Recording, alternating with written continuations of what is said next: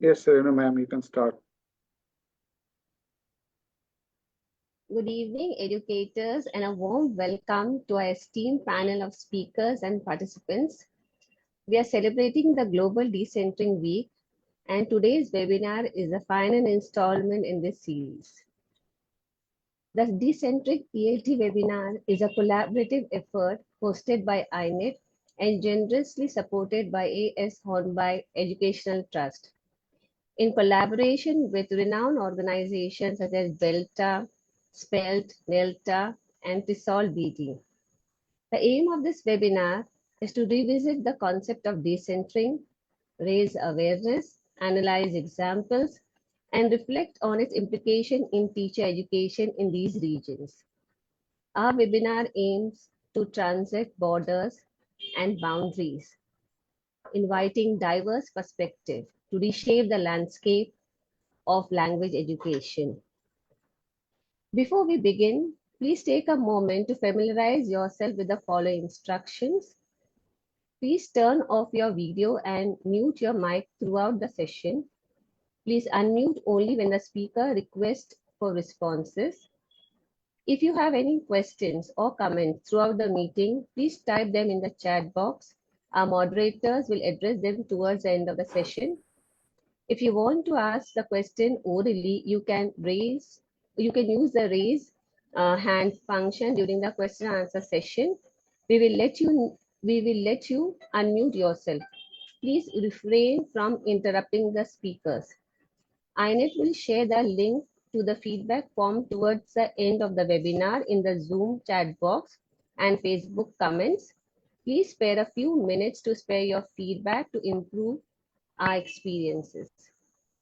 A certificate will be emailed to the email ID you will provide in the feedback form.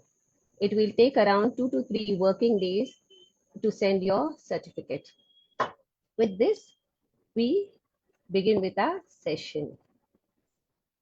A brief overview of our agenda for today's session. First, we will have the presentation by the speakers from different associations, followed by a panel discussion. Without wasting much time, let's begin. Let me now introduce our distinguished speakers.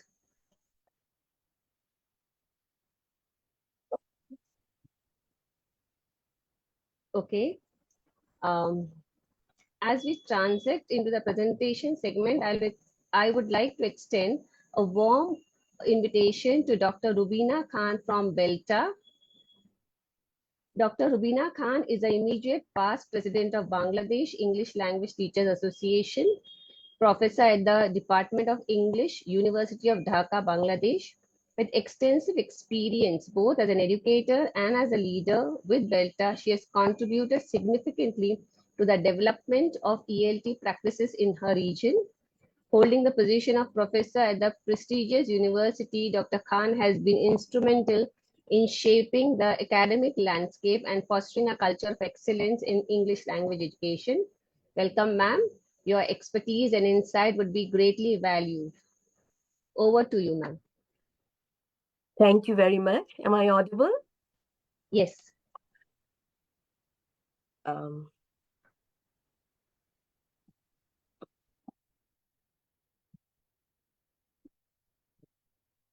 Okay, I will briefly speak about BELTA's profile and the activities BELTA engages in. As you all know, Bangladesh English Language Teachers Association, BELTA is a non-profit professional forum for ELT practitioners. It promotes English language teaching, learning, and research in Bangladesh. BELTA's mission is specifically English teacher development and empowerment, with its knock-on effect on improved student language learning and subsequent capacity building at all levels. It also provides a robust direction to the English language teaching community.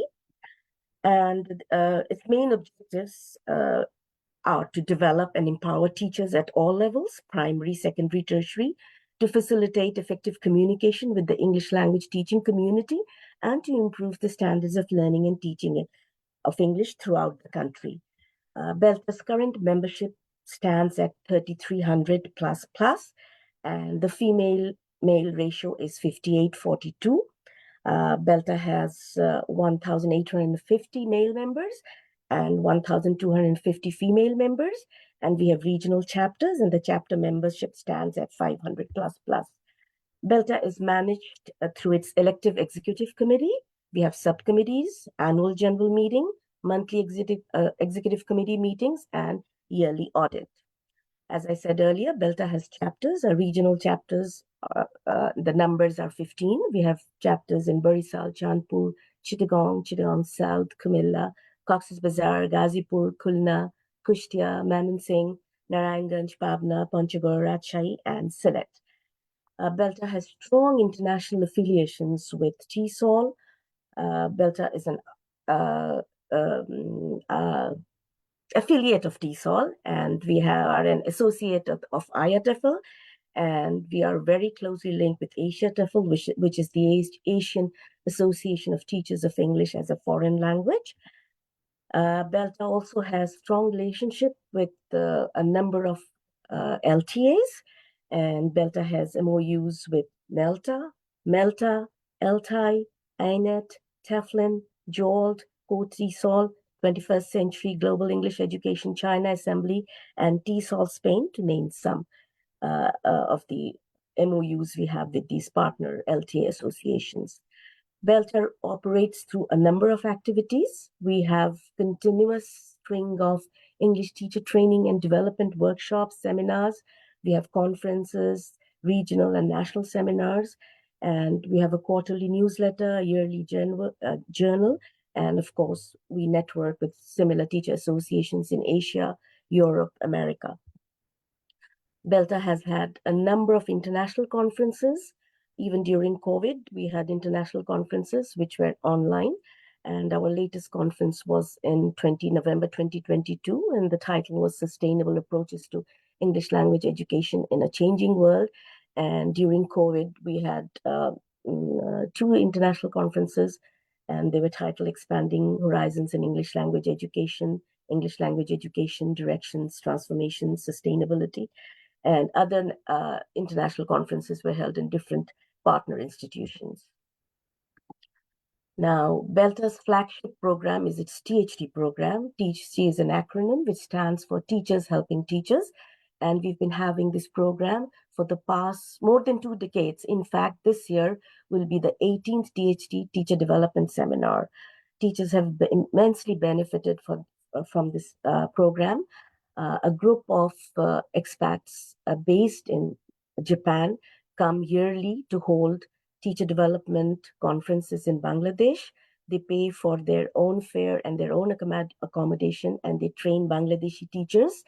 So far, we've had 17 of these programs, and all these programs are very teacher friendly, and we try to use and promote tips and very context sensitive workshops where teachers can learn and do things without much stress. Some of the titles of these programs are Language Teaching, Insights for Changing Landscapes, Language Pedagogy in New Contexts, Developing Dynamism in the Language Classroom. These are very hands-on workshops. And the Belta THT program has a flavor of a traveling conference, because once we have a seminar in the metropolis, that is Dhaka, the group travels to different regions of Bangladesh, and they do workshops for regional teachers. And this has been immensely rewarding, and the total beneficiaries of the regional programs are almost over 1,000, and teachers have given us very good feedback about this Belta THT program, both in the Dhaka and in the regions. In addition to that, Belta has a series of teacher development programs, and we have partnered programs with the American Center, and the American Center has been very supportive in giving us venue and support.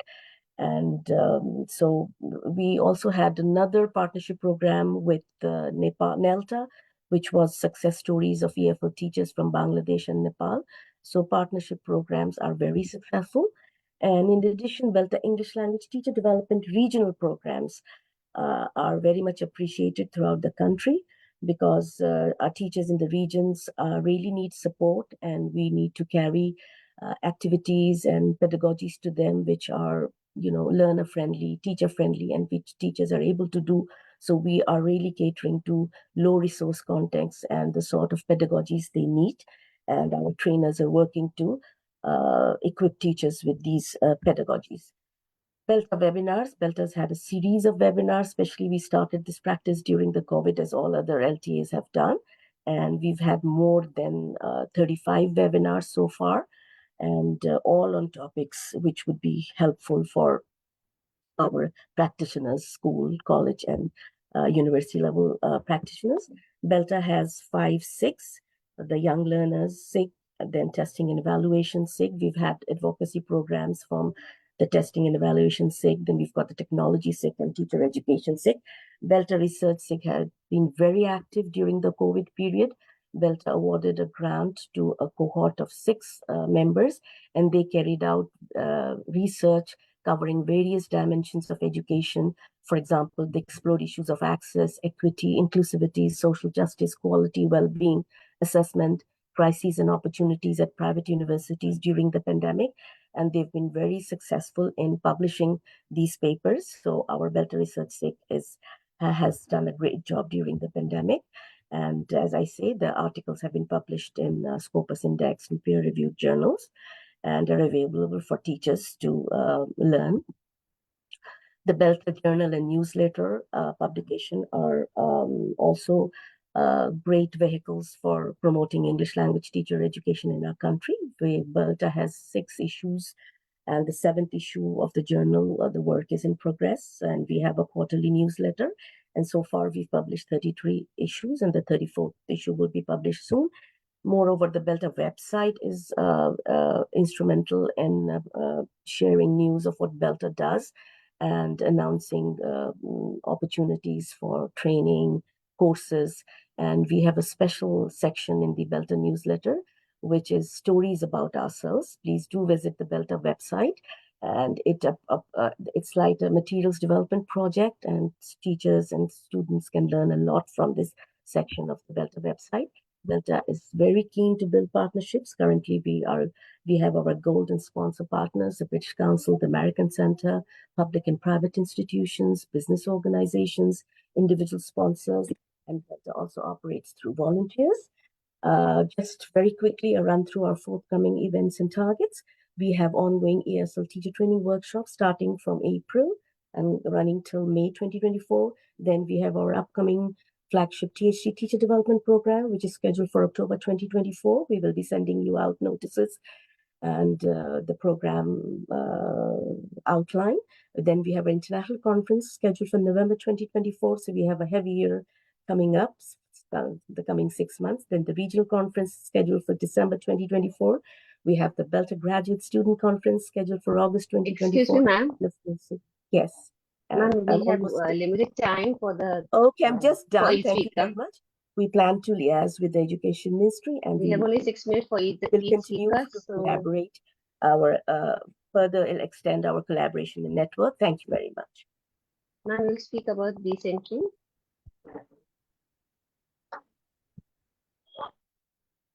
Hello, ma'am. You've finished with your Thank you very much. I have finished. Thank you. Okay, thank you, ma'am. Now I'm honored to extend a warm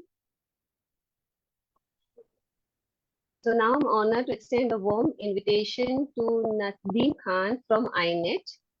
Mr. Nadeem Khan is the Secretary of AINET Association of English Teachers, Junior College Teacher at Nutan Kanya Junior College Bhandara, a member of Board of Studies at Maharashtra Bureau of Textbook Production, Balbharti. He is a dedicated educator and advocate for English language education in India. As a Secretary of AINET, he plays a key role in promoting professional development opportunities for English language across the country. With his experience as a teacher and his involvement in curriculum development throughout the Board of Studies at Balbharti, Mr. Khan brings a wealth of practical knowledge and expertise in ELT. We welcome you, sir. Yeah, thank you very much, Renu. Yeah, today, I'm representing AINET, that is AINET Association of English Teachers in India. And it's a community of all the stakeholders who are interested in English language education in India. today I'm going to talk about three things where we do decentering in AINET. One is the leadership, then the projects, and next is the our flagship activity, conferences. But before that, let me tell you something about centering in the Indian context and where it is reflected. Considering the senior academics as experts is one of the notions which exists in English language teaching in India, which disregards experience and ideas of practicing teachers and teachers like from secondary or primary level schools who do not have any research or publications to their credits.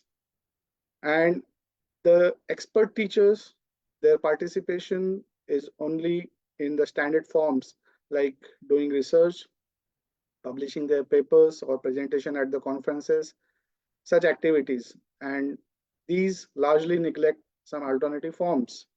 So mostly these teachers are from university or senior colleges or some education officials or members of SCRT or some other state or national agencies which control the decision making, policy designing and action plans without involving the other voices and the expectations from the larger community of teachers belonging to schools. So these like experts, they bring in or they believe that they have the sole expertise and authority and knowledge in ELT matters. So here decentering plays a very crucial role, and ANET is trying to counter these trends which are there in various ways. And first I would like to speak about is the AINET leadership. The leadership of AINET represents, it comes from diverse contexts. It represents all the sections of the society, speaking in manner of gender or geographical representation or the sector like primary, secondary and tertiary levels of education, remote locations, women are there in leadership positions. Not only this, but also teachers in uh, different different positions and having uh, teachers from early career or mid career or who are towards the pinnacle of their career. So there is a very large and diverse representation of these teachers in AINET leadership, which is like a very solid decentering thing.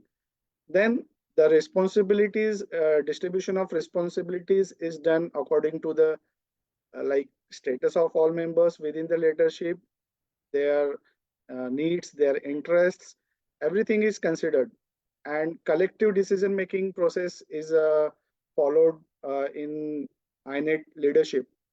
Second thing, I will talk about different INET projects.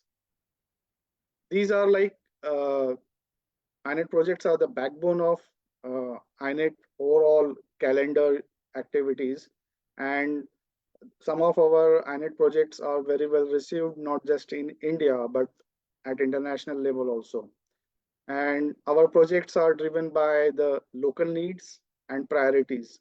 So again, there comes as uh, it is said, bottom-up approach we follow, and considering the needs of different members who are teachers from different levels, it is considered, and not just formation of different project teams, but there are teachers who are INET members or even non-members.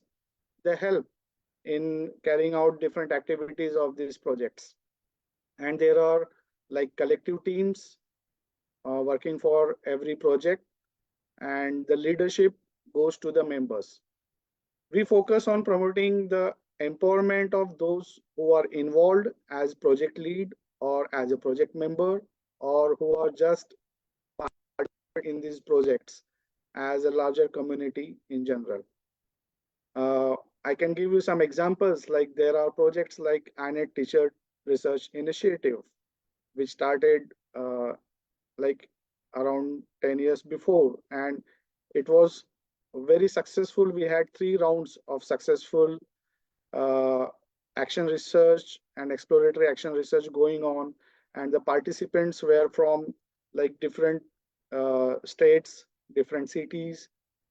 Also, there are other projects like AINET Connect. You might have heard about AINET Connect, where the teachers, they came forward and they were strengthened so that they can play a role of social media managers, and they did a very exceptional role, exceptional job in their roles and responsibilities, and they exceeded the expectations.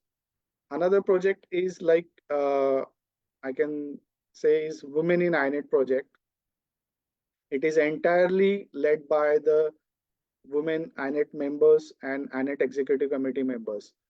Another projects that are in offering are INET affiliates project, where INET is looking forward to reach to different small communities, groups, formal and informal groups, teacher associations throughout India. And we want to like these, the entire network will be not just from like in many activities, majority of participation is from like major states or major metro cities. But here we are looking forward to cover entire India geographically.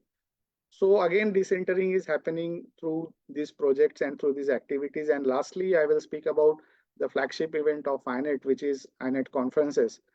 We had, uh, we only finished our 7th INET International Conference at Guwahati last month. Some features of these INET conferences are like giving opportunity to young speakers as a young plenary speaker, and like there is a tradition that only seniors or only star academics, they are being invited to the conferences as plenary speakers. On contrary to that, ANET has started a new trend of inviting young speakers for delivering plenary. So that is a very strong activity of decentering that is reflected through ANET activities or conference. In conferences, there are like alternative forms of presentations. Like there is a general practice and standard forms that uh, that gives opportunity or chance to people to share ideas and experiences in which they are comfortable with. So there are many forms of presentation, alternative forms of presentation in our conferences. We support teachers in several ways to make the most of the conferences. Like we subsidize their participation, we give extend them financial support, mentoring is given at all the stages of presentation, and follow-up is again taken for publication. So conference is like a 3-day event, but the preparations and the follow-up and publication, it takes around 2 years of involvement of all the committee members, conference committees, and other people. And prioritizing the delegates' time. Yes, yes, I'm coming to the last point. In the conferences, like we prioritize our delegates' time and needs over the needs of VIP guests, education officials or authorities. And we like we stick up to conference schedules, keeping all the rituals and ceremonies to the minimum, and we follow transparent approach in our like organization of all these events. So that is decentering going on in India through AINET Association of English Teachers. And thank you very much for this opportunity. Thank you, sir. Thank you, sir. It was indeed very amazing from center to decentering. There's a request from our side. Please stick to your time. The time given to you is 5 minutes. Just stick to your time. So we move forward. It's a pleasure now to extend a cordial invitation to Miss Mutikala Subha Diwan from Delta.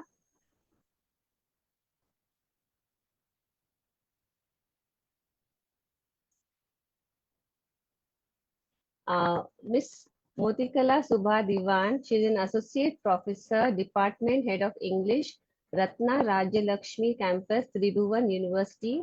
She is the chief editor of Bon Voyage Department Journal, advocate, member of Asian Creative Writing Group, and former NELTA president. Her research includes TESOL, stylistic empowering teachers, ELT in the multicultural and multilingual context. She has published many articles in national and international journals as well as books on literature and language. Additionally, she has presented a lot of papers in various national and international forums. A very extensive bio she has. Ma'am, your extensive expertise and distinct insight promises to enhance the richness of our event. We welcome you, ma'am. Thank you. Thank you so much. Sorry, it's a mess with the internet connections. Okay, good evening and namaskar, everyone. Thank you, AINET, for the invitation to join this panel discussion. It's a very honor to share my insights on decentering ELT practices, possibilities in South Asia. Actually, everybody has spoken about their organizations. So my president, Professor Dr. Laxman, will speak on that. But however, I have to give a brief introduction about NELTA, Nepal English Language Teachers Association, as a non-profit, non-governmental voluntary organization, which is established in 1992 with an aim to develop the skilled human resources and improve quality education through English language teaching in Nepal. And NELTA functions through 59 branches and 7 provincial committees across the country. And it covers, however, 60 districts out of 77. And it has 5,000 plus life members that include the teachers from the primary level to the tertiary levels. It's one of the largest organizations in the South Asia, we could say that. And it has its aims of to improve the quality education through ELT in Nepal, which I already mentioned, and also to develop the professional development of the teachers. And to our objective or aim is to produce skilled human resources in ELT. And we have a lot of collaborations, as our friends already mentioned. So we are affiliates, members of the TESOL and IATFL, so many other kind of organizations, local organizations too. And we have MOU signed with the SPEL, Belta, AINET, JART, and Thailand also, and ELTA Pune chapter, and Indonesia, Andalas University, and Africa TESOL, China, Belt and Road, Malta, Egypt, TESOL, Africa ELTA. There are so many other partner organizations. And talking about the theme of this decentering ELT practices and possibilities in South Asia, what NELTA is doing. This is actually a new approach in ELT, which is actually started in 2018 from some of the Hornby scholars. So this is very interesting approach. In my understanding, so decentering ELT means what? It's a kind of a shifting the focus away from the traditional approaches and exploring the innovative, creative ideas, challenges, and opportunities present in our South Asian context for ELT. So when we talk about this shifting, decentering ELT in our context, when we see there are a lot of challenges we faced in the past and also during the COVID time. And while we talk about these kinds of ELT shifting or decentering, we talk about the cultural context also. Our focus, NELTA's focus is also on the cultural context.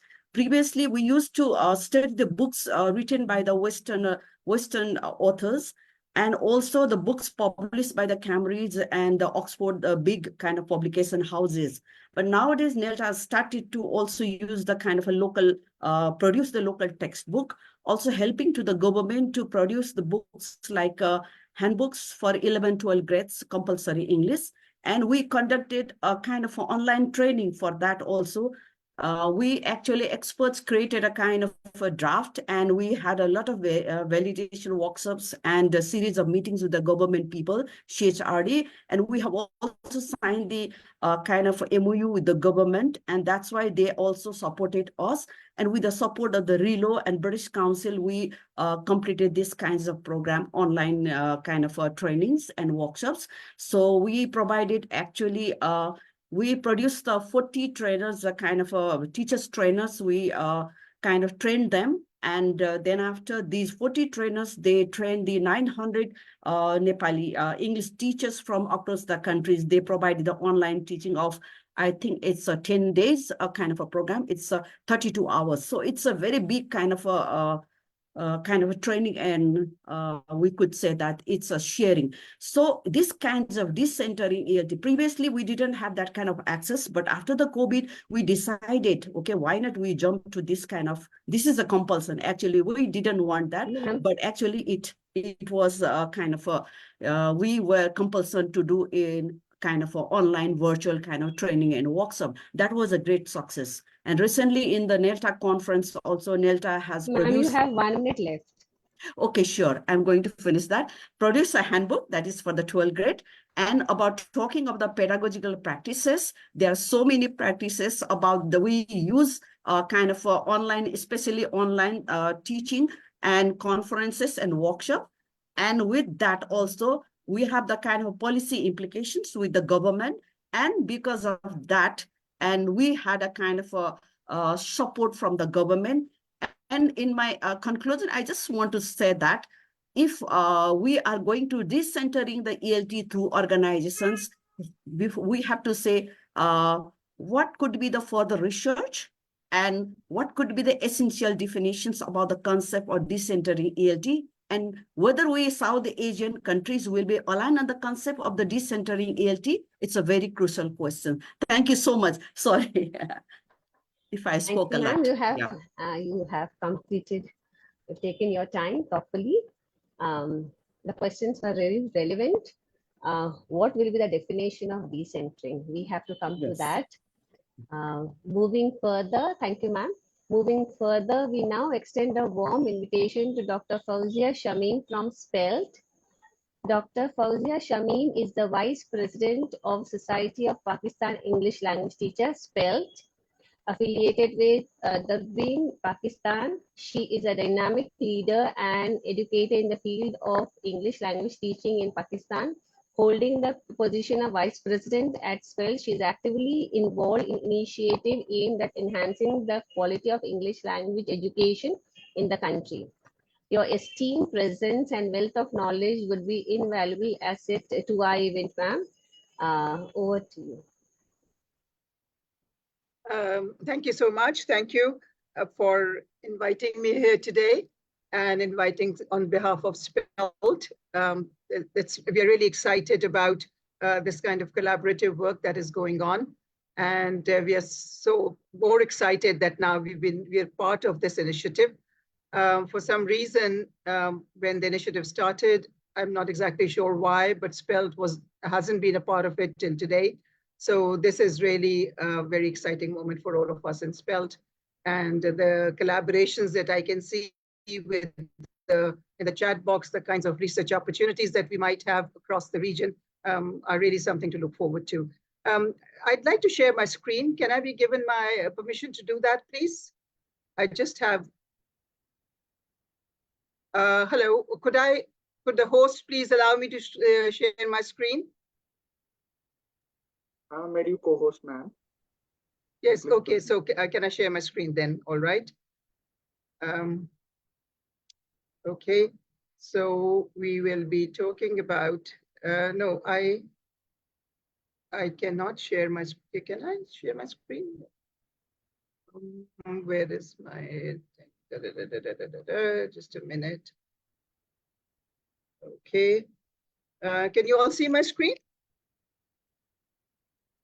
Hello, can you all see my screen? No, ma'am. No, ma'am. No. You can't. Okay. Wondering why that's happening. So I do have research publication.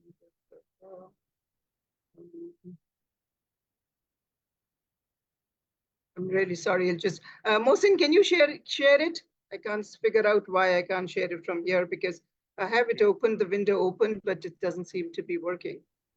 Mohsin, would you be able to share it? If I made the co-host, then yes. I can. So could you please make Mohsin the co-host because he can share it for me, and I can just run it from here, which is very strange because sometimes these. Done. Mohsin sir, you can share now. Is up. So Mohsin, if you have the screen, sharing? Yes. Okay. Okay. Thank you so much. Mohsin, you just have to move with me as I tell you. What I'd like to do is to very briefly introduce ourselves, which is who are we? SPELT was established in 1984, and now we are proud to say that we have been through a long time, and currently we say we have got 40 years of empowering teachers. This is our 40th year. I think I would not be very wrong, but correct me if I am. I think we are the first language teacher association in the region. And one thing that we pride ourselves on is that this organization was set up by a group of 7 teachers as a non-profit, non-political organization with no external funding and no external incentives. This was something which came from within. So it's a very organic kind of growth that SPELT has seen, simply because we felt that there was a need to support teacher development. There was a need to provide networking opportunities to the members and to all of us for our own development, nationally, internationally. And so very quickly, we became, after our establishment, IEEE Associates, TESOL affiliated members, and started working towards the professionalization of ELT in Pakistan.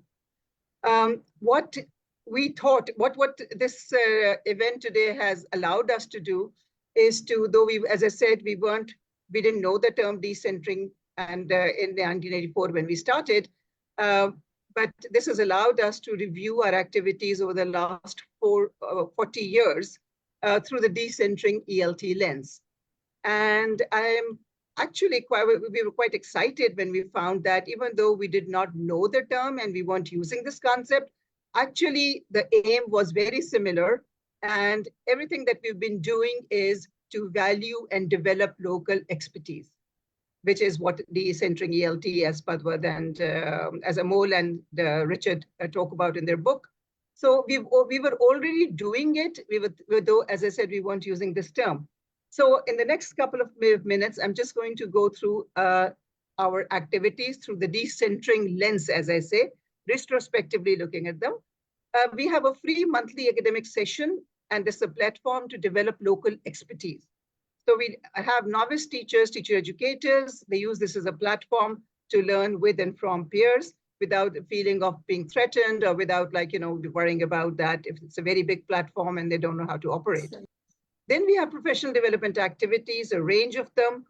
But I think we pride ourselves on the workshops and activities that focus on contextually important topics, such as teaching English in large classes. However, at the same time, we are also very cognizant of developments in the field. For example, one of the recent development seminars that was held was on use of AI in ELT. We also have the SPELT Quarterly Journal for sharing of ideas. And once again, we have columns there which says what works in my classroom and how do I use these activities. So very much a teacher's journal sharing things that they've done in the classrooms. We are also working with the government, helping them with textbook writing for the public sector schools in particular. And I'm glad to say that we've worked through all the grades, and the grade 12 book is now ready to go out. The manuscript is almost ready to go out for review after the Eid holidays that we have.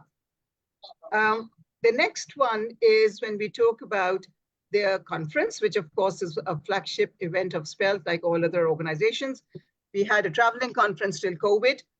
This time, and then after COVID, we had to discontinue. So the SPELT International Conference 2024, we want to reach out to the maximum number of people. And we have only 1 minute. Yeah, that's fine. That's fine. We have a specialist multi-site mini conference with learning partners around. And we are trying this out as a very new, innovative activity. And we hope that we'll be able to reach out to more teachers through this event. We also have teacher stories and teacher research. Teacher stories is another venue for teachers to share their inspirational stories. We usually do this as a competition every year, started in 2022. And then 5th SPELT Teacher Stories poster is out, so we can share it with you. I'll share this presentation with AINET, and hopefully they can share it with everyone. We also have teacher research as a pathway to developing local expertise. So very early on, when I think the action research was just kind of being talked about, early 90s, SPELT had an action research project funded by the British Council for its members. And in 1991, SPELT Specialist International Conference on Teaching English in Large Classes. So we were thinking about contextually appropriate topics. We were thinking and have been over the 40 years, decentering ELT without really calling it that, or without really sort of knowing that that's what we were doing. But I'm happy to see that that's what we were doing. We've also been spreading the word out with other organizations. So in Asia TEFL 2023, where I represented SPELT, I was a speaker in a symposium on decentering ELT, and I'm happy to say that we were the ones who had proposed the topic, and it was accepted by them. So we have all these range of activities, and the publications, conferences, outreach, networking, projects, conferences, everything. And as I said, looking back retrospectively, I'm so happy to share with all of you that the decentering of ELT started with SPELT in 1984. And we do hope to learn more from you, from all of us, and continue with this decentering of ELT initiative with everyone. Thank you so much. Thank you so much, ma'am. You have spoken about decentering, and very certainly you practice decentering at your level. It was amazing. Looking ahead, thank you, ma'am, very much. Looking ahead, we warmly invite Dr. Sayyudur Rahman. Ma'am, you will stop sharing the screen. I need the screen sharing option. So you are the co-host. Thank you. So looking ahead, we warmly invite Dr. Sayyudur Rahman from TESOL, BT, to join us. Dr. Sayyudur Rahman is a distinguished speaker in the field of language education, serving as the president of TESOL Society of Bangladesh. With a wealth of experience, he holds the position of professor and director at the Institute of Modern Languages at the University of Dhaka. Dr. Rahman's dedication to advancing language education in Bangladesh is evident through his leadership roles and academic contributions. Welcome, sir.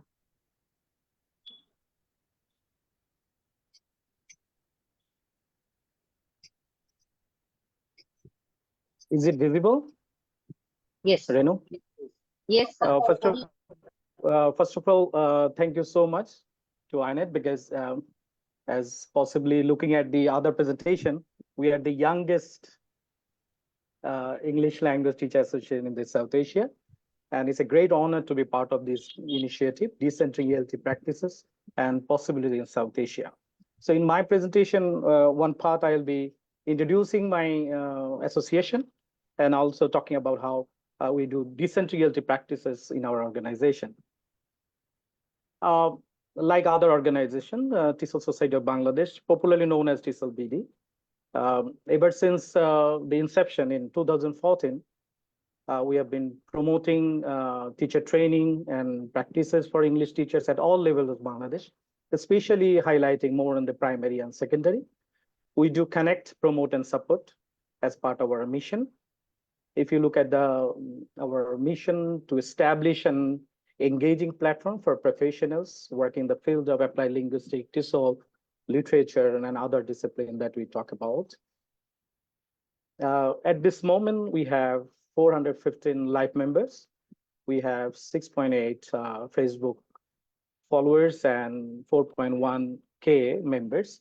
Our association is heavily, based on the social media platform, because during the COVID, we for the first time organized the first online virtual conference in Bangladesh. That's how we started our association. We are already affiliated with IATFL.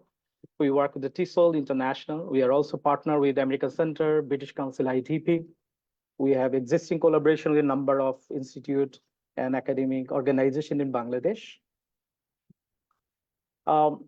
Since this is a conference where we are talking about decentering, and according to Padua Smith, when we talk about decentering ELT, we are focusing on the focus on the work of empowering teachers to develop contextually appropriate thinking and action. This is exactly where TESOL Society of Bangladesh is focused. Our motto is the change we need and the differences we make. We regard this concept at decentralizing the association. We have been creating a very inclusive environment for all levels of teachers. We also believe that teacher association, for us, Teacher Society of Bangladesh, decentering means some form of breaking away from the traditional hegemony, breaking away from the external ideas and expertise, and moving to the more locally generated best practices. As same references, center has to be decentered. Again, ever since the inception, we have been shifting from urbanized modality of the association. We have been trying to outreach rural, peripheral, and marginalized community to our teacher research, our very signature activity that we'll be highlighting today. We are also have number of activities to highlight and collaborate with the local communities, local teachers, to empower them. Despite being an English teacher association, we have been organizing number of initiatives to promote linguistic and cultural awareness of Bangladesh. We do have Bengali culture events. One signature item we call a academic Adda series, where our discussion is Bengali and we highlight more about national days. And we also have a series called Bhasha or Shiksha, that is language and education. As we have 6 special interest group, especially we have TESOL BD Teacher Training and Development SIG. We do have Mentoring Teacher Research Project supported by IATFL Research SIG. We have, as a stall of our Academy Adda, we have projects in advancements of teachers in terms of material development. We found a local chapter at the periphery for empowering our young primary teachers. We also have a series of national teacher training symposiums. Today, our highlight will be Mentoring Teacher Research Project that we started in 2022 under the supervision and the guidance of Richard Smith. That is the first time we started Mentoring Teacher Research Project. We have only started with the 10 mentees, and then we have 6 mentees. That was the first one we presented at the IATFL conference. In the second round, we call it Empowering Teachers Through Exploratory Action Research. If you will talk about decentering, this contextually approach thinking and action with a special focus on the needs of local and the learners. We had, if you look at our number of mentees presented in Teacher Research Online, this is the first time they presented an international conference. They all are primary teachers.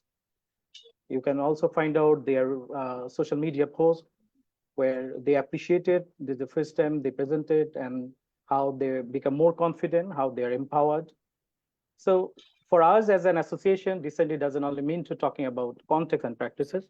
We also try to encourage our members and the teachers to talk about or sharing their success stories, challenges, achievement of life, their cultural diversity, etc. And the Teacher Research Project meant to provide a support based on their local needs and their interests, and they are encouraged to find their own solution that best suitable for their context, focusing on the local solution and attempts to counter discriminatory practices.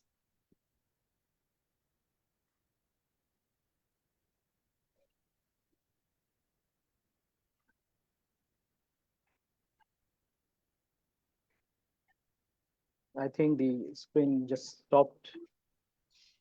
Can I share it again? Just a second. So we have already completed 6 minutes. Okay. So I'll just I'll stop sharing. Sorry. So as you can see, the through the research projects, that is our mentoring teacher research project with IATFL Research SIG, and this is the 3rd round going on. And through this, we reach out the local communities, and there will be another round going on with British Council and IATFL Research SIG. Thank you very much. Thank you, sir. So all the speakers from different associations have brought forth the idea of empowering teachers contextually, locally, decentering, and the emphasis was more on teacher leaders at the local level and at their part. So thank you, everyone. We have completed with the presentations, acknowledging the diverse perspective from these regions. Now we move on to the next session of panel discussion. I would like to extend a warm invitation to Professor Ravi Narayan Chattakodi.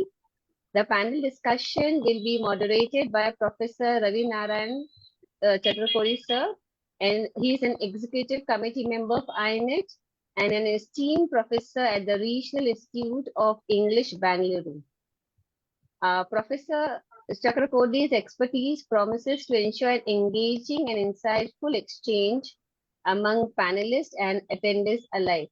Welcome, sir. Thank you, Renu. Thank you so much, everyone, for joining. We have 5 panelists from 4 different countries, but representing 5 different organizations, teacher associations. I'd just like to introduce them from the beginning before we move on to the discussion. Our first panelist is Dr. Arifa Rahman, who is an advisor to Bangladesh English Language Teachers Association. And then we'll be listening to Kuheli Mukherjee, who is an executive committee member on AINET, All India Network of English Teachers Association. And then we'll be moving on to Dr. Lakshman Gnawali, who is the president of NELTA, Nepal English Language Teachers Association. And our fourth panelist is Ms. Mohsin Tejani, who is the president of SPELT, Society for Pakistan English Language Teachers Association. And finally, we'll be listening to Muhammad Hamidul Haq, who is the vice president of TESOL, Bangladesh. So these are the 5 speakers. Without much ado, I'd like to invite Dr. Arifa Rahman to share her views. So the panel discussion will take place in 3 parts. In part 1, they'll share their views on decentring for about 2 minutes. Each one will take 2 minutes and talk about the concept of decentring. In part 2, they'll comment on previous speakers' views on decentring. And last part is question and answer session. So to Dr. Arifa Rahman, who works at the BRAC Institute of Educational Development in BRAC University, Dhaka, Bangladesh. Over to you, Dr. Arifa. Thank you. Actually, have I started my video? I can't even see. Hello, everyone. Can you see me? Yes, yes. Yes, ma'am.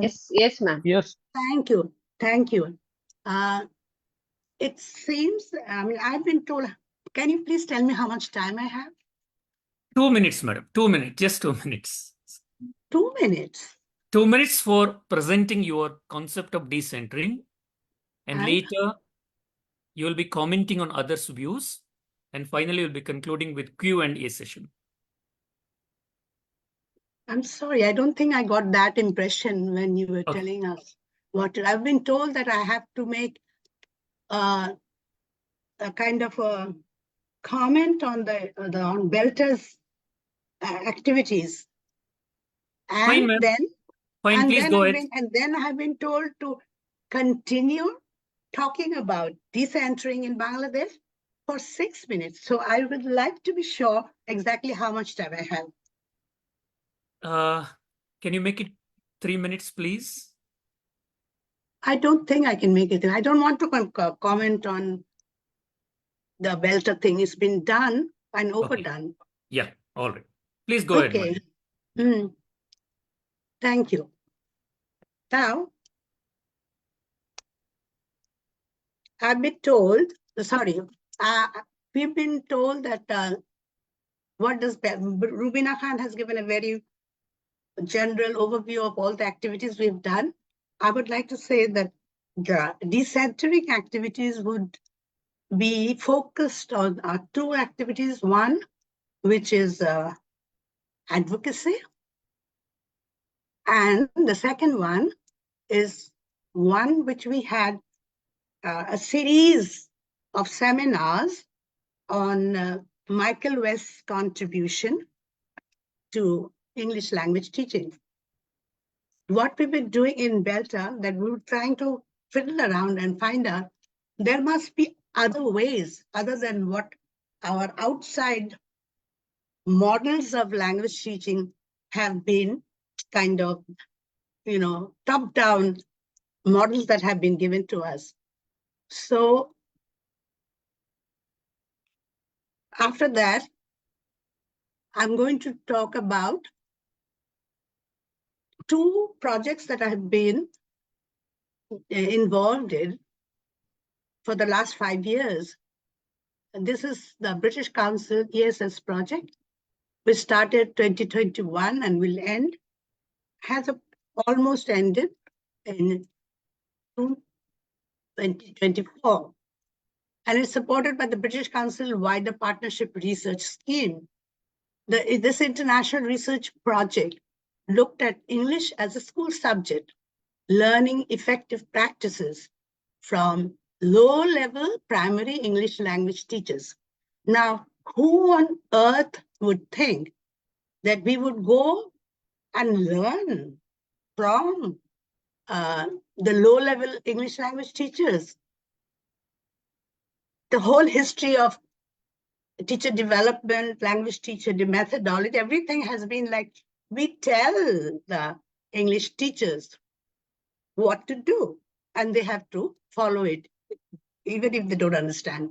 So here, we have cut through that kind of mindset. And what we did in this project was, it's a multi-country project, by the way, and we had 4 countries involved. So Bangladesh, then Malawi, Mexico, and Uzbekistan. Our research methodology was to include not only the teachers, but also the children. Who has ever heard of researching with children, not researching on children? And the findings actually that we got show us a very different picture to what is usually thought to be the case in ELT. By the way, I'm also on another British Council global project called The Future of English, and where English in basic education is being investigated. So before we start anything, I'd like to go into the research findings. I'd like to also point out 3 status of how English is taught and what are the challenges. I'd like to make 3 points where the 21st century is a major challenge. English as a school subject in the 21st century is a major challenge for primary schools in formal education systems globally. Why? Because more and more nations are expanding their education and language teaching policies into early schooling. Every country, even Bangladesh, the whole policy, education policy is, the more you give, the better you are. Now, these, of course, have a lot of questions here. We have a lot of questions. And then teachers are often criticized for not being effective, despite the daily challenges of lack of time and resources, crowded classrooms, and complex children's needs. And also the policy, English language policy, which optimistically has declared and is there officially, is that in the English class, teachers will have to teach in English. Now, a lot of research has shown the imagined ideal of teachers' ability at this early level, I'm talking about the primary level, early level is far from reality. And there are lots of papers and books that have proved it. So what has I'm going very basic findings. What has our findings shown? Our findings have shown that primary school teachers in all the 4 countries are poor in English skills. The children cannot understand English, and when we videoed the classrooms, and we saw that all of them were actually using not only English, but of course their home languages for the teaching thing. Can I interrupt, madam? Sure. Yeah. So you have taken 6 minutes now. Already. Could you Oh, dear. conclude, please? Yeah. No, I will conclude. Sure. Yeah. Thank you. What our findings have shown, that all teachers are extremely, they are very, very motivated. They want to teach well, but they themselves have said that they have poor skills.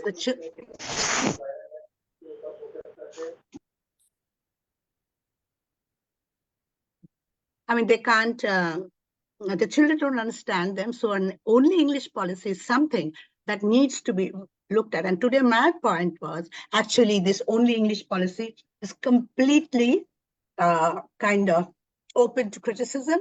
If we could have the whole government policy and everybody to let the students become, trans language users, trans languages, somebody has their things on. Yeah. Okay, just give me 1 minute, okay? I'm just explaining translanguaging in terms of classroom pedagogy. I'm talking of translanguaging. I'm not talking of translanguaging in, social kind of settings. So in terms of classroom pedagogy, translanguaging is the practice of using more than one language in class by teachers and learners to promote language learning. And this large data on frequent translanguaging English teaching policies and data show that teachers themselves, thought that if we can use translanguaging in class, children would be more comfortable and using mixed languages.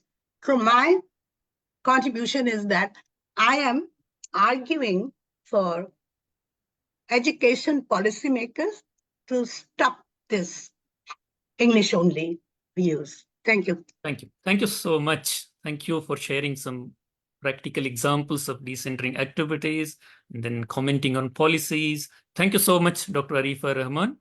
We will now move on to Dr. Ms. Kuheli Mukherjee. Kuheli Mukherjee is on the AINET panel. I mean, she's an executive member and she works as a teacher at Shekhawat Memorial Government Girls High School, Kolkata. Over to you, Kuheli.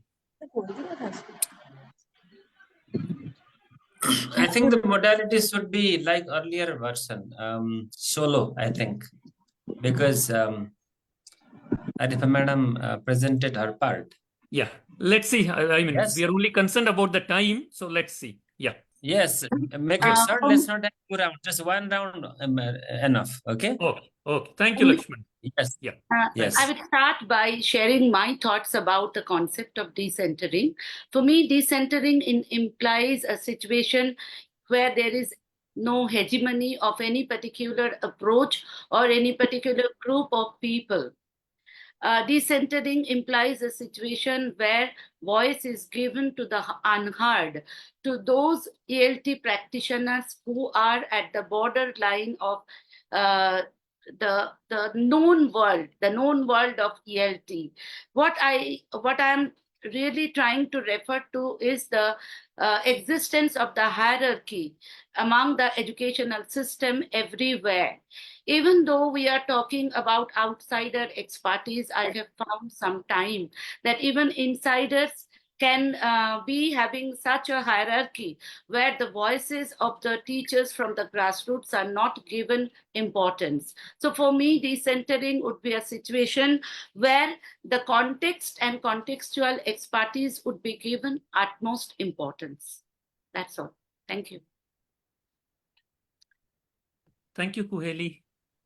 Maybe you'll get more time in the second round. All right. Thank you so much.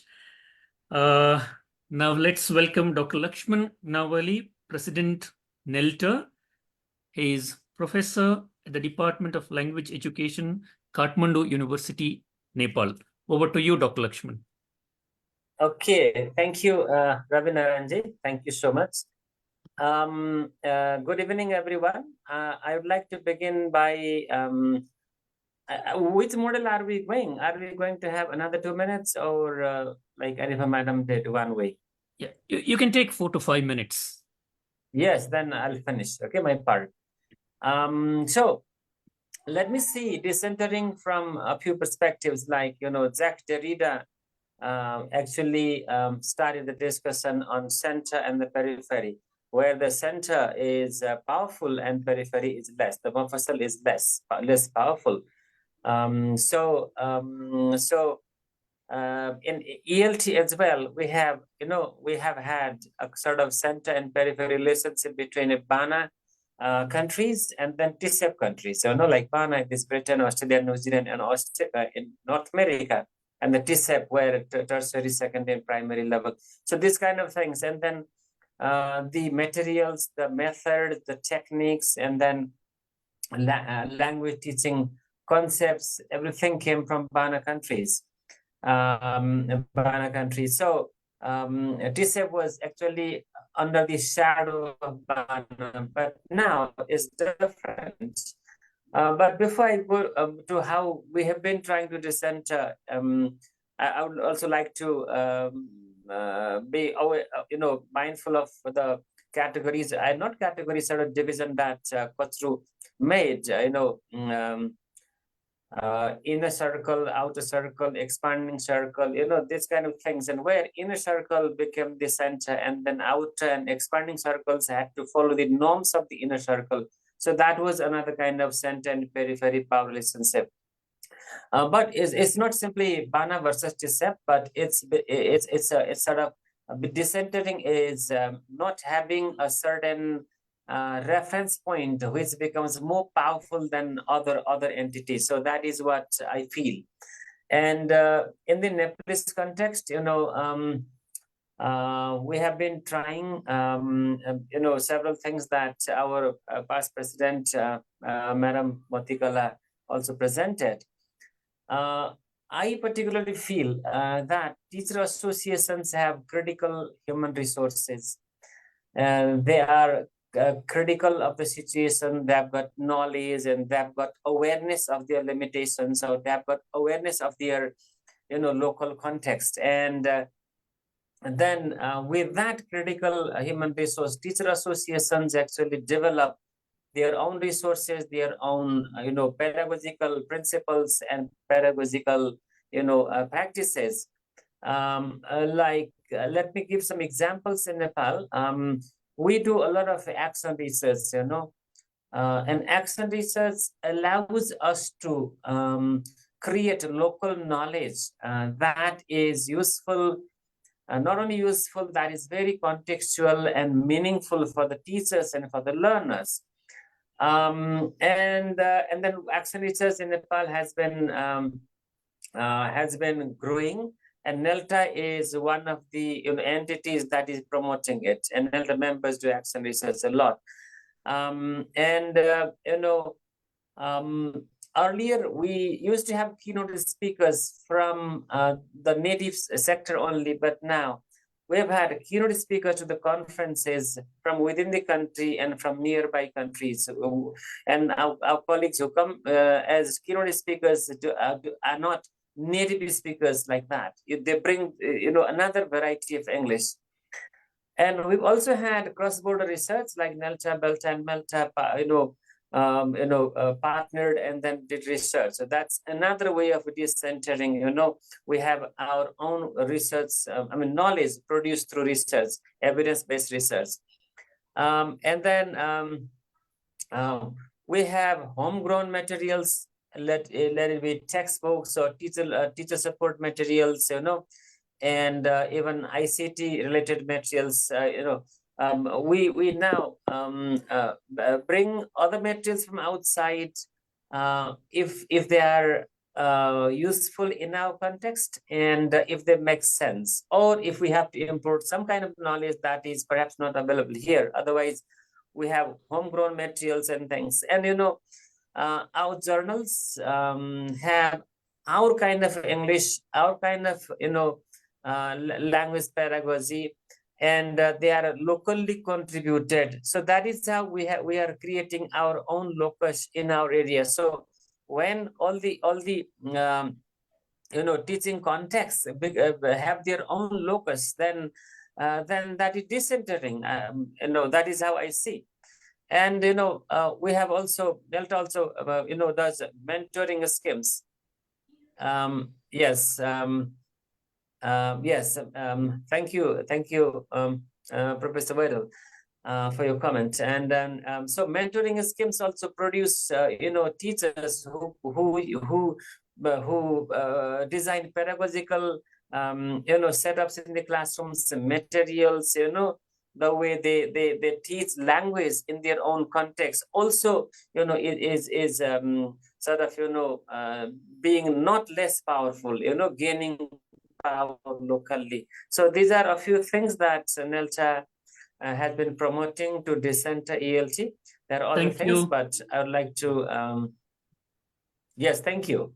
Thank you, Dr. Lakshman. Thank you, Rabindranath. Very interesting talk, and thank you for highlighting that shift from the center from the global to the local context by way of doing classroom-based research and then inviting local speakers. Thank you so much. Now let's. And I'm done. Actually, I'm done. Okay, you can continue with the other speakers. Okay, thank you. Thanks, Lakshman. Next, we have Dr. Mohsin Tejani, who is the president of SPELT, Society of Pakistan English Language Teachers. He's also the founder and executive director at the School of Writing, Karachi, Pakistan. So over to you, Dr. Mohsin.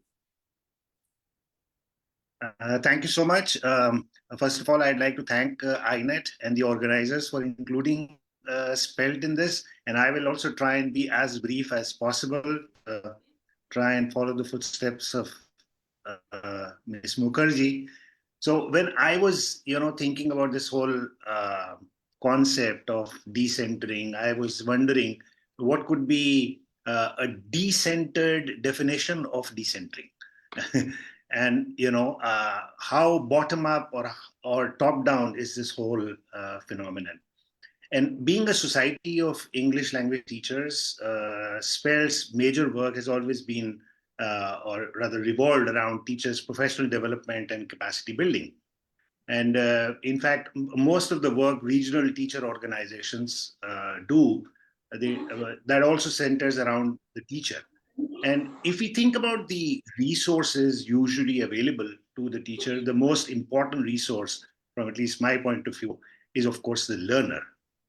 And therefore, I think decentering needs to be sort of simultaneously looked at with another lens, a lens that has the learner as the centerpiece or a focus of everything that goes around in the classroom.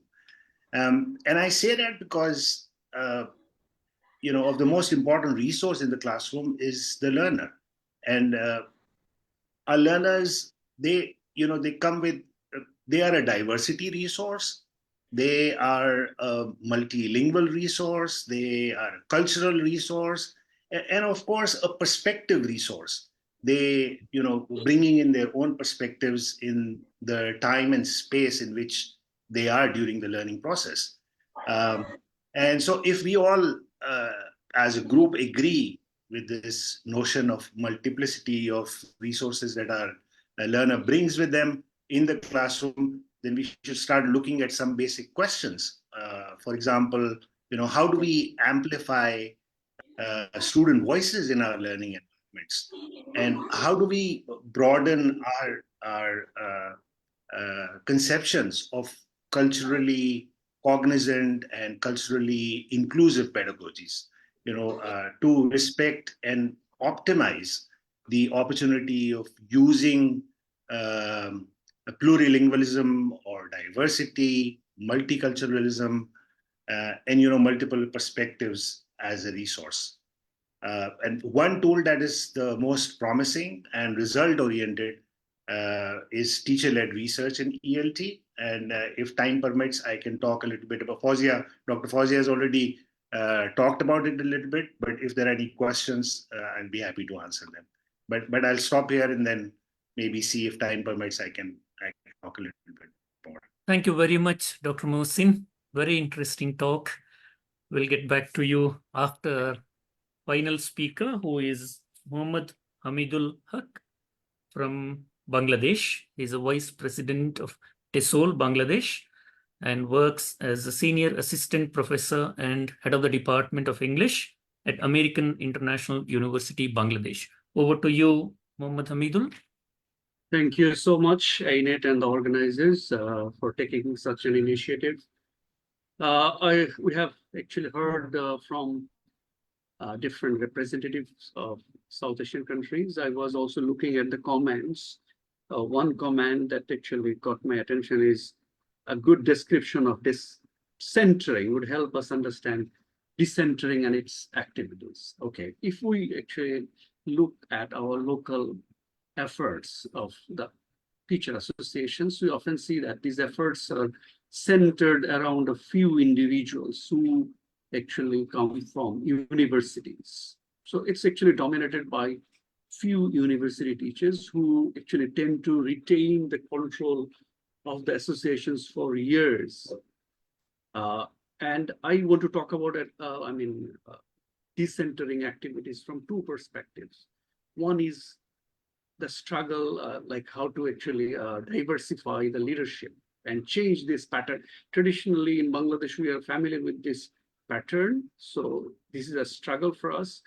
Another struggle is even leaderships are offered to the peripheral ELT professionals. Often they are not ready to take the charge.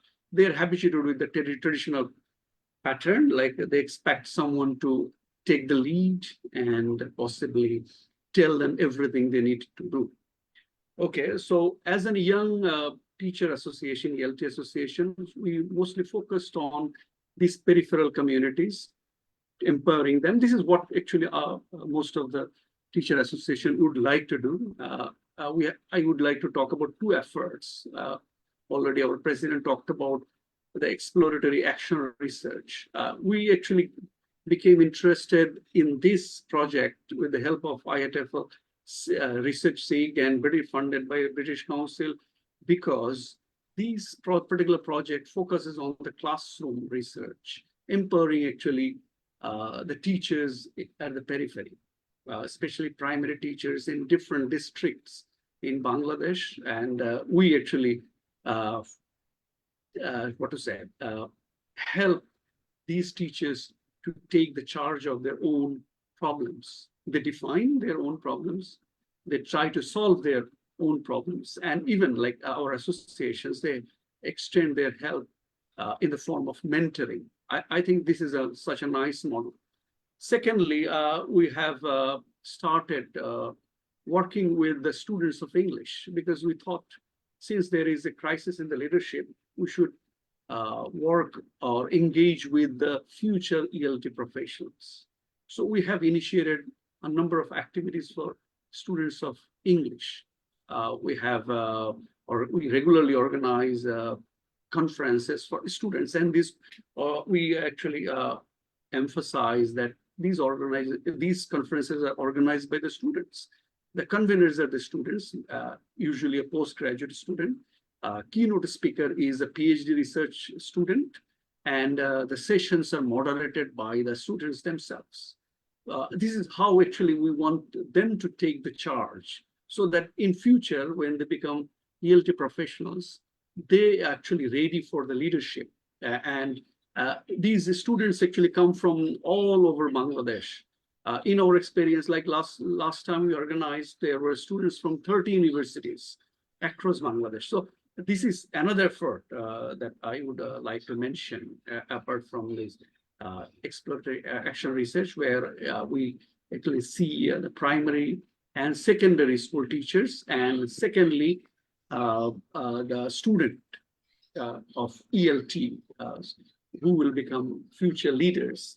Well, I would also like to talk about only these leadership issues. There are many others issues, I'm sure, but one comment caught my attention, so I decided to focus on that. Thank you very much for your time and effort. Thank you, Dr. Hamidul Haq, for such an insightful talk.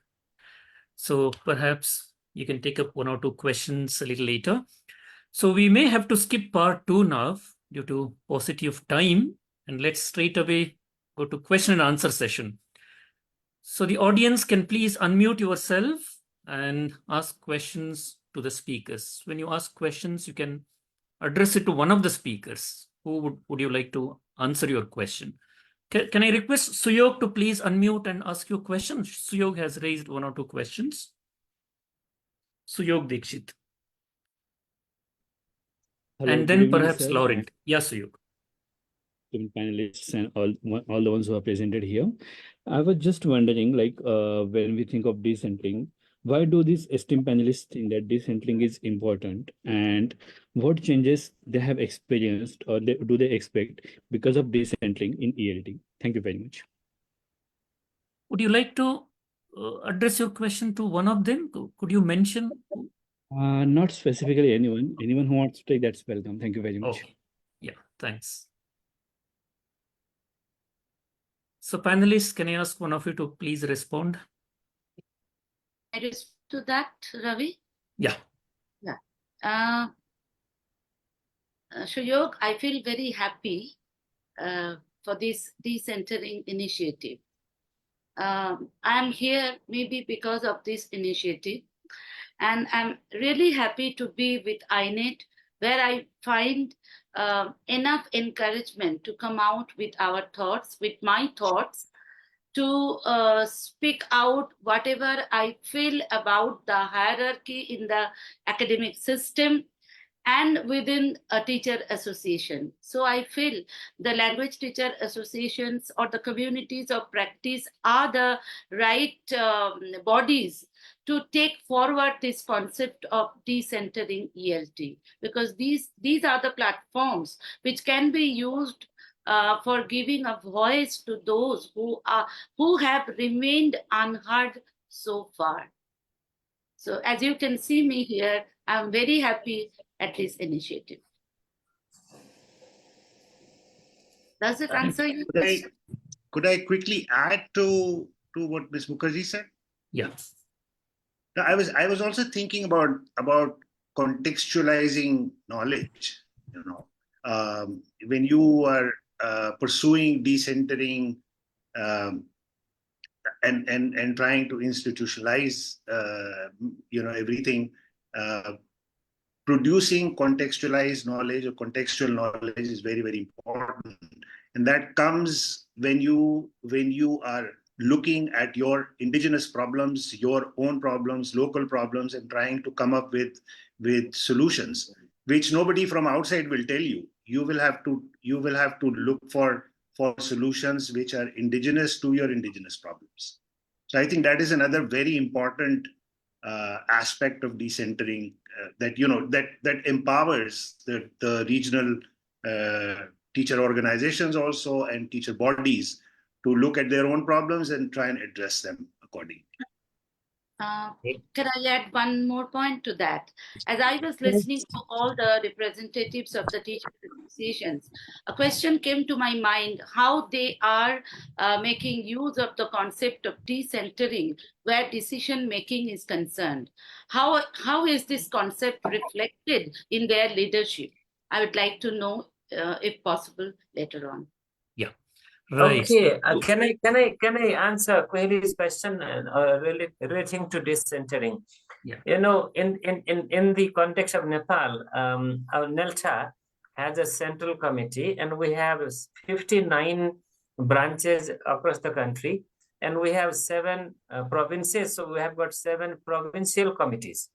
So what we've done is we've delegated tasks and projects that they do locally, So decentering is not simply, speaking against the certain right and wrong, let us say the right group. Right means those whose English is right, correct, okay, and ours is not. It's not that, but it's also devolving the association as well, in a flat form, so that every member gets opportunity. Every branch gets opportunity to practice in their own ways. So I think our structure also is one of the leadership styles that shows we are kind of decentering our associations as well. Kuheli. Thank you. Thank you. We can see 3 hands up there. Sana, Al Amin Chowdhury, and Harsha. So please, can you unmute and ask your question? Hello, sir. I would like to ask question from Miss Arfa. Is it possible? Yeah. Sure, sure. Ma'am, I was really amazed by the idea of trans communication which you introduced in your primary while this trans language communication. I would really like appreciate if you would give me few ideas related to that, because it is a new idea how to accelerate the better English communication in the class with primary level children, because many a times we are facing quite a many problems, although diversity and decentralizing is a great option, but still we need to know about few ideas which you could just share here at this platform. Thank you. You are Sana, right? Sorry, I don't know what your name is. Yes, miss. My name is Sana Farhan. I'm so sorry. Okay. What I think has been happening with as the discussion has progressed is what Amal had actually warned us. He said there is a difference between decentering ELT. We are talking of decentering ELT, not only admin, and also decentralization or something like that. Now, everybody is talking about how their TAs work, how we give more power to our the younger ones and the mentoring and everything. So what is your question then? I mean, I got a bit confused somewhere. Hello, can you just briefly? I understood that we actually are working on the decentering ELT part, but here again, like empowering children through the trans communication ideas which you just gave, that which you it was the part of your last bit where you introduced while you were talking about it, how the schools in the primary level of Mexico, Uzbekistan, and you just told us that the teachers were facing a lot of problem while communicating with the children and while teaching English language. Okay, no, maybe I wasn't very clear. I'm sorry. No, the teachers were not actually at the primary level. What we discovered through our research and through the research had a lot of intense methodology there. That all the data was saying was that the teachers themselves couldn't speak English very well. They were poor in their English language skills. And whatever they taught, the kids didn't understand them. If they talked, I actually focused on the using of English only in the classroom. In my country, we have a very huge curriculum thing, and everything is being always changed and new things. I think we have a competence-based curriculum and new books are made and all that, but nobody is actually bothered about the teacher themselves. So what we are doing is, what our research has done is, we are focusing on the teachers because they are the most important people in the classroom and on the students. And we found that we have also videotape lessons. We found that nobody was using only English. Even if they did, it would be quite grammatically incorrect or pronunciationally. And the students themselves also said that if the teacher speaks only English, I don't understand anything, and I'm confused, and I'm also frightened to say anything in class. So they're very demotivated. What we have, our research has actually is trying to form a strong argument with the policymakers in the country, within the country, that please get rid of this teachers will only speak English in the class. They don't. They simply don't. They use a mix of languages, which is the target language is English, okay? But they have their own background, their own languages, and they actually mix them up. And the teachers we feel more comfortable if they do this. And the students said, we like it. That's it. I mean, I don't think we're going anywhere further. Okay. So what we have done is, Thank you very much. what our research has done, it picked up one policy. Okay, thank you. Thank you. Thank you, Yeah. ma'am. Thank Thanks. you. Yeah, Harsha or Laurent. Laurent can unmute and Hi. ask. Yeah. Hi, this is Harsha. Okay. Yeah. Thank you. I just asked the question and Laxman almost touched it, but I would like to raise it so that other presenters from other associations can maybe make a comment. It's about one of the challenges that Decentring can come across is local center. I gave an example of maybe the curriculum that we are told by the Ministry of Education to follow, and we don't have this flexibility as a teacher to bring in my innovation easily because I am told to follow a certain form or a template. Again, another center could be the association leadership, which might be, we say we are talking about decentering in our associations, but maybe, for instance, look around in this talk we have here, the people I can see here, they are people with big names. I know these people, I read them in the books. Sorry to interrupt. We have already passed the time for final discussion. If you can. So what's your question, Laurent? Yeah. So yeah, my question is, how do you decenter in your area? How do you deal with this local center? Okay. So that will be the last question. Dr. Mohsin or Hamidul Haq, any of you can answer. Or others. Yeah, anybody from the panel. Yes. Well, I think we must engage with these local centers. In fact, we must bring something interesting for them. And rather, in fact, we must take our interest in their issues. So teacher associations must take initiatives on regular basis to focus on these local centers. Maybe inviting these teachers to talk about their problems, and maybe we can discuss their problems on regular basis, organizing some events for this, or maybe some other ideas.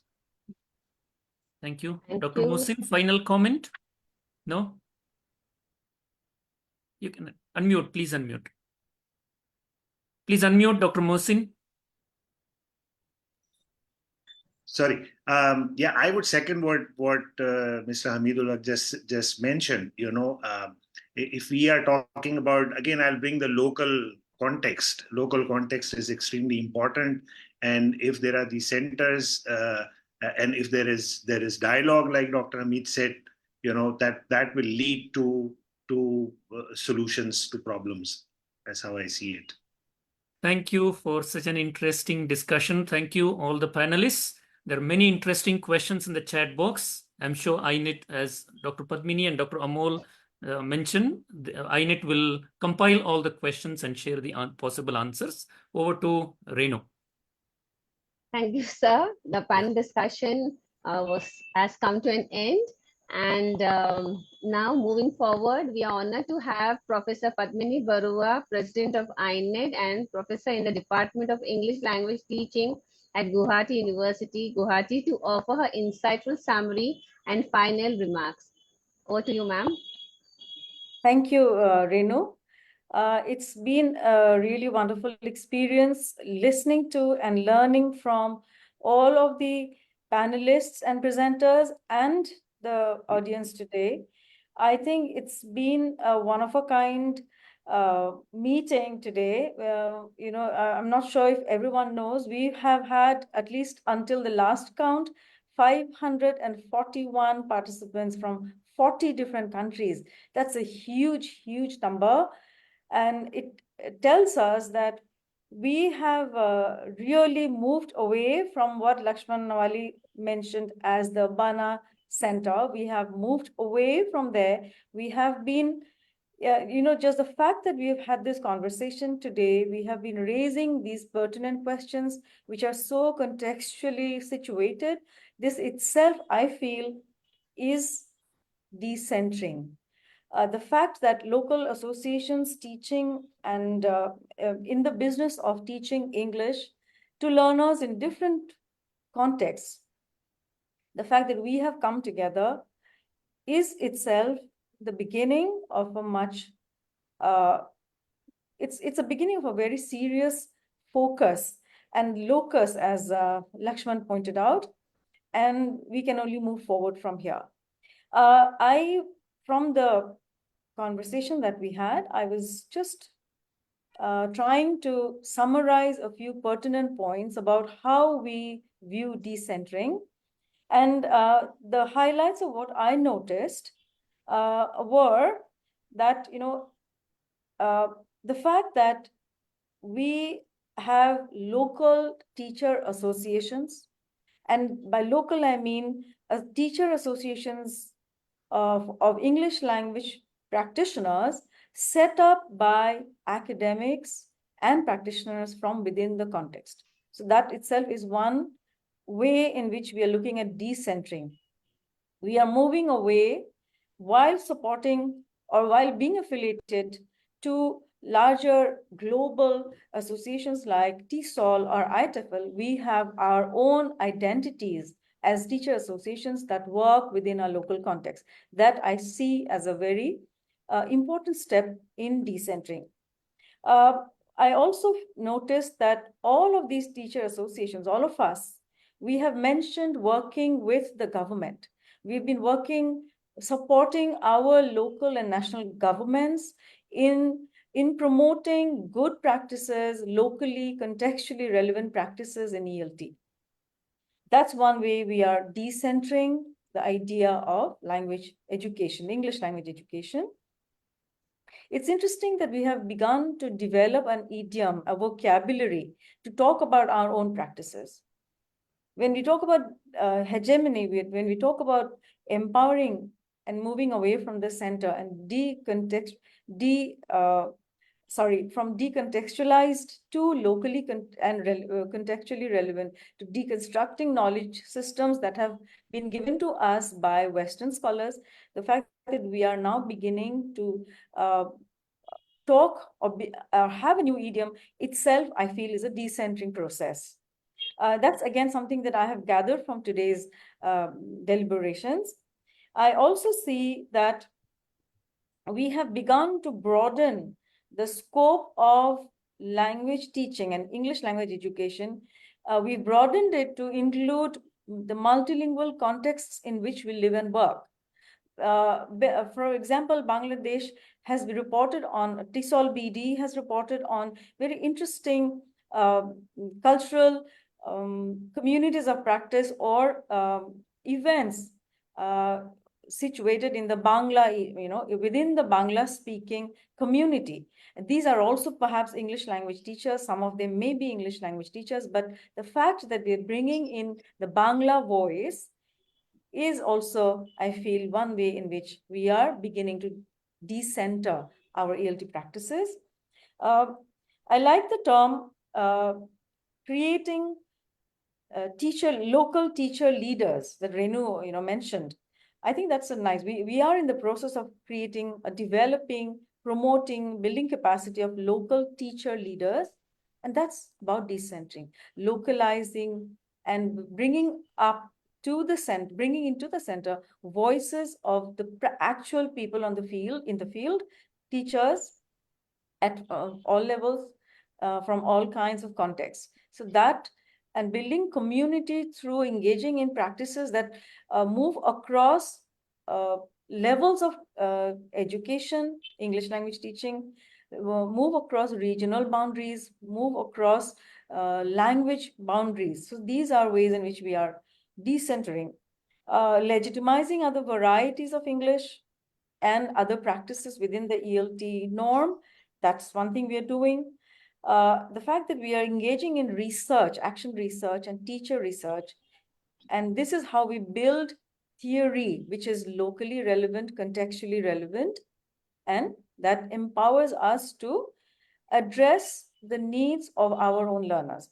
And finally, the multiplicity of resources centering around our learners that Dr. Mohsin Tejani mentioned. I think that's another very big point. So far, we have been looking at learners as a homogenized community. We've been calling them English second, ESL, English as a second language learners, or EFL learners. And now, if you look at it from the multilingual perspective, we know that we do not really have a homogeneous group called ESL learners.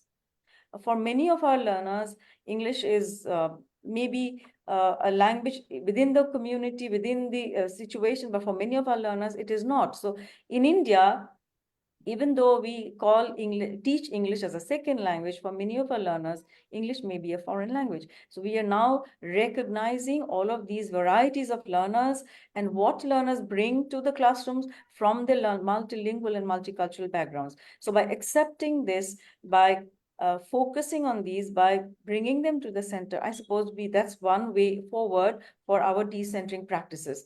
Now, the questions that have come in are endless and extremely pertinent. And I think we will need another round of discussions where we focus on concrete examples. As one participant asked, what are some concrete examples? I feel SPELT has given us a wide range of concrete examples. Dr. Rubina Khan also, shared so many practices. Each association gave us so many different examples. And maybe we should start working and collaborating to bring out these practices through our writing, through teacher strategy book, and many other forms. So I will leave us here with these thoughts to as a conversation starter. This is a beginning of a conversation, and we are extremely grateful to Hornby Trust for helping us, supporting us with this endeavor. Paula has been a great support. All of the Hornby Trust members have been very encouraging and very supportive.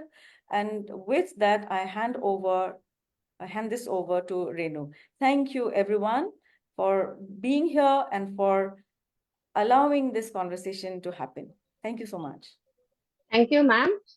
We really require another round for understanding the evolving decentering concept, and I feel it has been steeped. It's already there, and we are trying to imbibe now with the help of teacher association, localized leaders, community of practices, and many more things that are coming up.